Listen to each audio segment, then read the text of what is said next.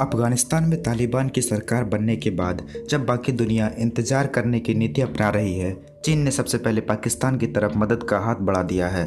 चीन ने अफगानिस्तान का आर्थिक संकट दूर करने के लिए बुधवार को तालिबान को 310 लाख करीब 31 मिलियन अमेरिकी डॉलर की मदद का ऐलान किया। चीन ने कहा कि यह अराजकता खत्म करने और व्यवस्था बहाल करने के लिए जरूरी है, लेकिन अंतर्राष्ट्रीय मामलों के जानकारों को चीन का यह कदम सोची समझी रणनीति लग रही है। वे मानते हैं कि चीन इस तरह से भारत के पड़ोसी देशों की मदद करके भारत को हर तरफ से घेरने की कोशिश करता है, जिससे भारत कूटनीतिक तौर पर दबाव में रहे। चीन व्यापार, रक्षा सौदे, बुनियादी ढांचे के विकास के नाम पर इन देशों के लिए भारत से बेहतर विकल्प बनने की कोशिश में है।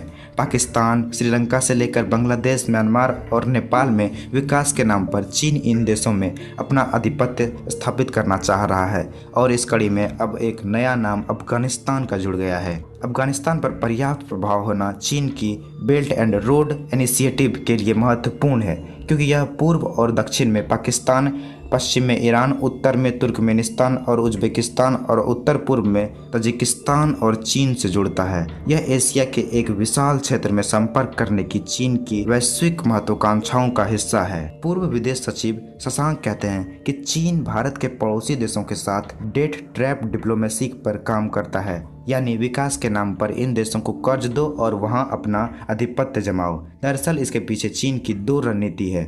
पहले तो चीन खुद को विश्व शक्ति मानता है, विज्ञान, सैन्य ताकत में सशक्त बनना चाहता है। 2049 तक उसका लक्ष्य अमेरिका को पीछे छोड़ने का है, इसलिए वह दुनिया के कई देशों में अपनी दखल चाहता है। अब उसकी नज़र अफगानिस्तान पर है, क्योंकि उस देश की आर्थिक दशा बिल्कुल छिन्न भिन्न है। ऐसे में चीन मददगार बनकर आएगा और तालिबान से अपनी मर्जी मुताबिक काम करवाना उसके लिए आसान हो जाएगा। रक्षा विश्लेषक बताते हैं कि चीन दूसरी रणनीति भारत के पड़ोसी देशों की आर्थिक मदद करके उन पर डोरे डालने की कोशिश करता है, जिससे इन देशों की भारत से निर्भरता कम करके अपने ऊपर निर्भरता बढ़ाई जा सके, वहीं जिससे भारत को आर्थिक और कूटनीतिक तौर पर घेरा जा सके। चीन ने विकास और व्यापार के नाम पर पाकिस्तान, बांग्लादेश, म्यांमार और नेपाल की आर्थिक मदद की, वहां अपना व्यापार बढ़ाया और अपनी कंपनी को सुरक्षा देने की जिम्मेदारी खुद ले ली।